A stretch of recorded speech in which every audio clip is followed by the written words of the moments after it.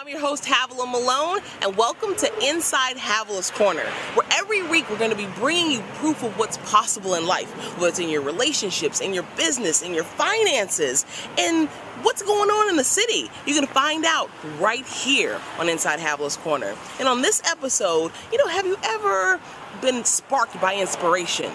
Did you make a move? Have you ever wanted to go into entrepreneurship, but you're stuck in a job? Well, listen to these inspiring stories of those who were able to make the impossible possible. We've got Michelle Seiler Tucker. Ever wanted to have $1 million business? Yeah, from Capital Business Solutions. Check it out. You're not going to want to miss this one. Inside Havilah's Corner. Tune in. See anything you need, we got you. Wanna succeed, can't nothing stop you. Maybe you believe anything is possible.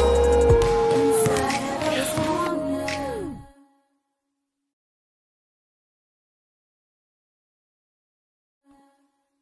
I'm your host, Havilah Malone, and we're here with Inside Havilah's Corner. Of course, we're talking with an authority on buying and selling and improving businesses, Ms. Michelle Seiler Tucker. She's been featured on CNN, MSNBC, even in Inc., and she always is about helping people to make their business work for them as opposed to you working for your business. But we want to find out, is there anything she ever thought was impossible that she was able to make possible? Thank you so much for having me. It's a pleasure to be here.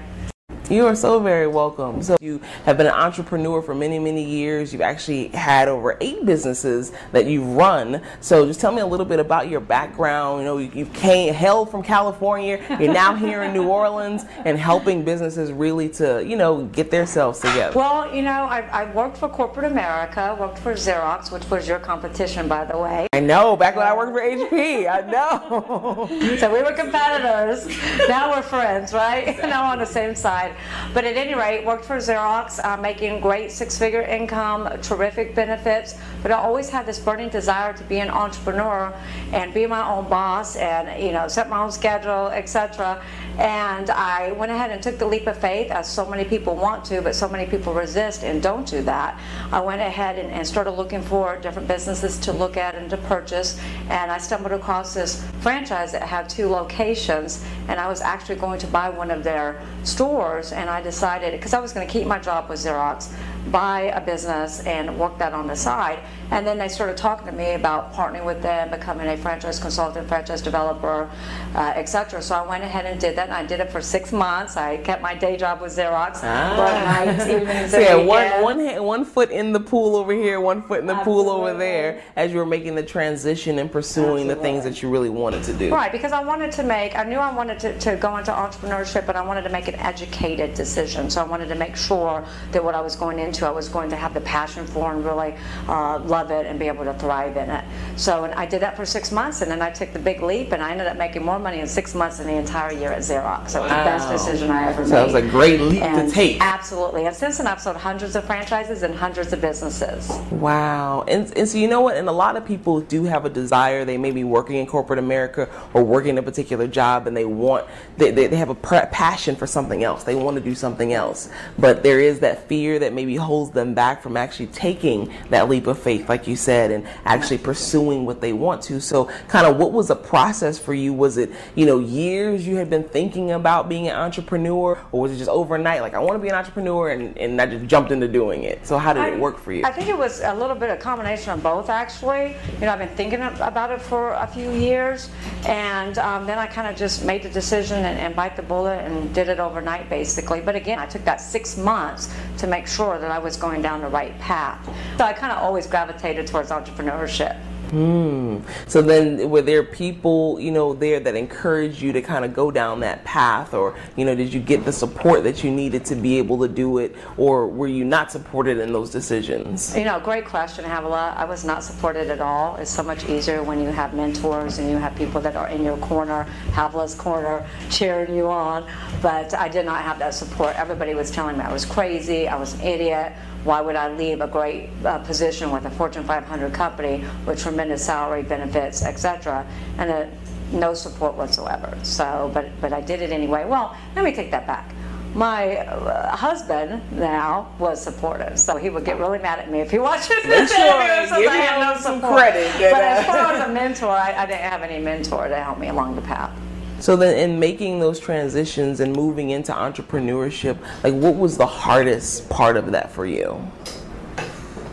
I think the hardest part was to drown out all the negative voices that you hear saying you can't do it, you won't be successful, you're crazy. You know, I think that was probably one of the things that most people struggle with the most, but my why was more important and more powerful than all the negative voices that I was hearing.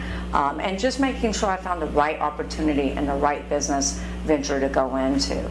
And when you talk about that why, because I know even in your book, you know, Sell Your Business for More Than It's Worth, you try to help entrepreneurs or people who have businesses to figure out what their why is when they're looking to sell the business or even when they're looking to buy a business, because that why is so important. It is. And if you don't identify the why, whether you're selling or buying a business, especially buying a business, you'll never pull the trigger. Because you'll listen to all the naysayers, everybody telling you don't do it, you know, you're crazy, you're stupid, you'll never succeed, and you'll never pull the trigger. So that why really has to be strong enough for whatever you do, to get you up in the morning, to keep you focused, to keep you on that path for greatness. So do you find, because you're also a mother, you're a wife, you know, you're an entrepreneur, you're managing several different businesses, so how do you keep balance with all it is that you do? You know, do you find some of the things that you need to get accomplished that you kind of like, oh my goodness, this seems impossible, but you're able to actually, you know, do it? Absolutely. You know, it's a juggling act. So you have to have balance, and I work hard, but I play hard. Like I'm taking a family to Destin. You have to find that time to make sure that you spend time with your children, make sure that you give your husband some love. And it's a balancing act, and you have to schedule your time. You have to manage your time. Do you get it all accomplished? Like everything that you plan out, did you get it all accomplished? I never get it all done, because my list just keeps piling up, because then I think about this idea and that idea and this great business that I want to partner with. So it's always a work in progress, but you know, I think that's what keeps me excited, keeps me motivated, keeps me moving on, is I'm like a kid in a candy store. I love entrepreneurship. I love business owners.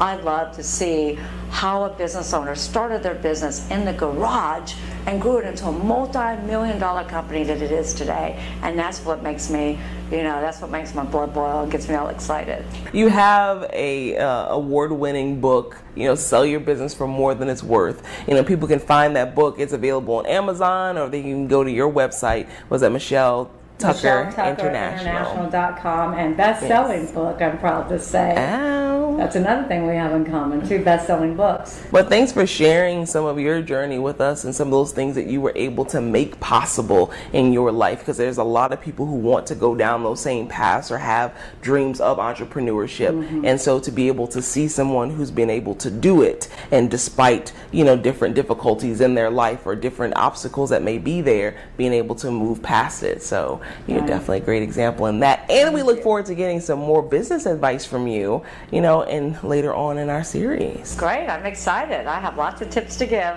That's what I'm talking about. Thank you. You are so welcome. It's Michelle Seiler Tucker and your host, Havilah Malone, for Inside Havilah's Corner. Inside Havilah's Corner.